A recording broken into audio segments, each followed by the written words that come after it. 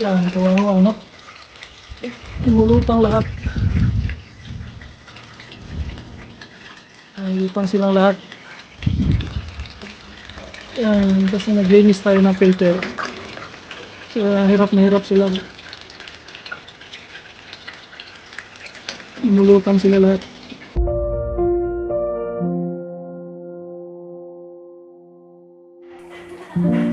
Good morning mga kabayan, ano?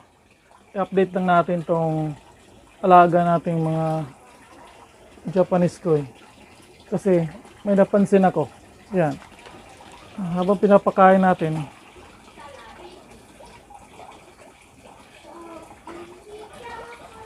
ayaw nilang kumain, ano? So, may problema ito. Kasi hindi kagaya dati. Pag hinagisan mo ng pagkain, nag-aagawan, ano?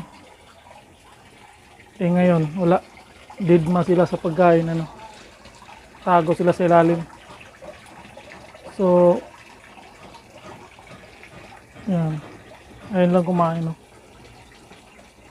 Gagawin natin, hindi natin antayin silang maano. Di kagaya dati na parang nalason sila. Siguro mataas na yung ammonia. Nung isang linggo ko pa gustong linisan to, kaso ang problema nga lang sa amin dito, panay ang water interruption. Nawawala umaga pa lang, 6 o'clock ng umaga. Tapos bumabalik ng ating gabi, 1 o'clock, 2 o'clock. 3 oras lang ang agas ng tubig. Kinabukasan, wala na naman. So nahihirapan akong linisan itong ano. Kaya kaninang umaga naglaan ako ng 2 drum na ano, tubig. Kasi gusto ko talaga linisan ito. Yan. Yan, ayaw nilang kumain. Yan. Napakadumi, oh. Dumi ng tubig. Hindi natin gagalawin yung tubig. Assist yung tubig. Yung filter lang ang lilinisan natin. Tapos kasi hindi na maganda yung sala ng dumi din sa filter. Napakadumi na niya, no? Ilalim. Ang dumi na, ano?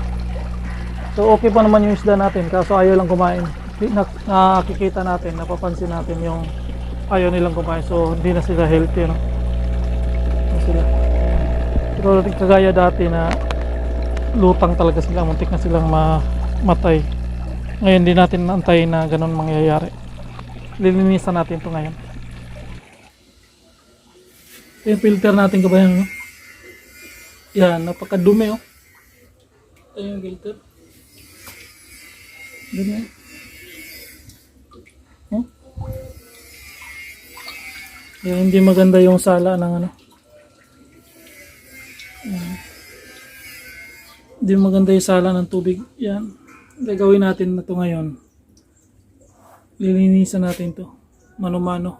At least mabawasan yung dumi, ano. Ito magiging clear itong tubig na to pag malinis na to.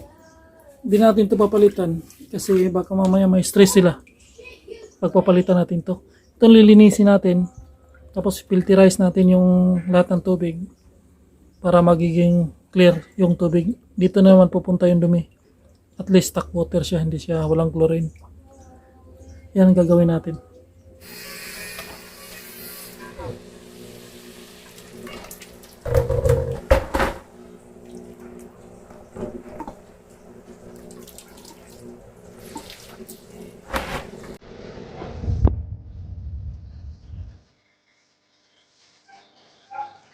Yan, kawawang ako'y.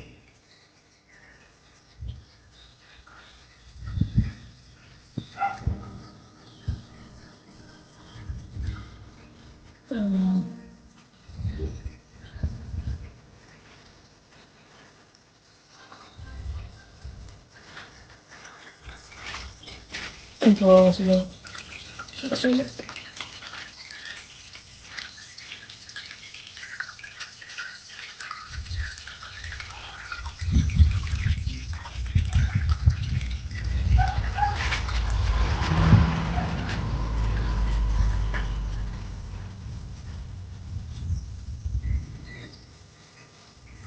Yan. Linis tayo ng ano, filter.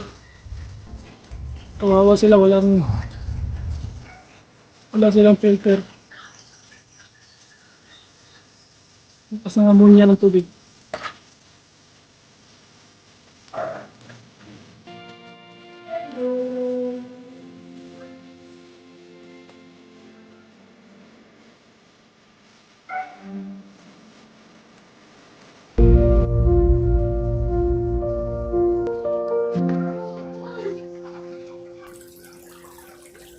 Yan, tapos na tayo maglinis, ano?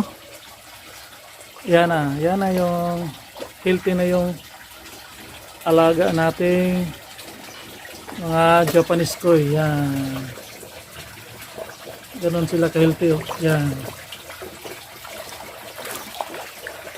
Yan. Yan, baka mo sa akin kung natin. Yan.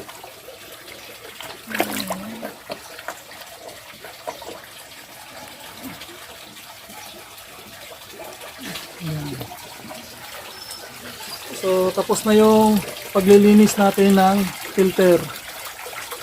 Lakas ng ano.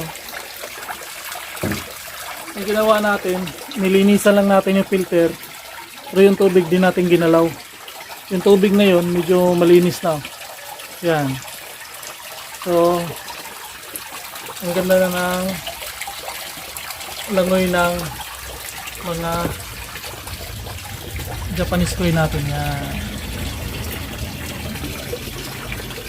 So napaka-healthy na nila, no.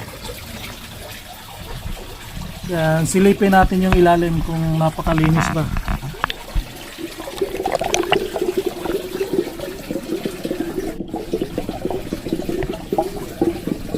Yan, ganun yung kalinis yung ilalim, ano. Yan, napakalinis na. Tingnan mo. Yan, ginagdagan lang natin ng 20% na tubig.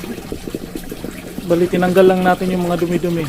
Tapos tap water lang nilagay natin 20%. So recap lang natin ang ginawa natin mga kabayan, ha. Pag nakita niyo yung fish pan nyo na medyo ayaw kumain yung alaga yung Japanese koi, ilinisan niyo yung filter. Kasi mataas na yung ammonia ng tubig. Unang-unang dahilan nun dahil napakadumi na ng filter. Tapos hindi na masala yung dumi ng tubig, kaya tumataas yung ammonia.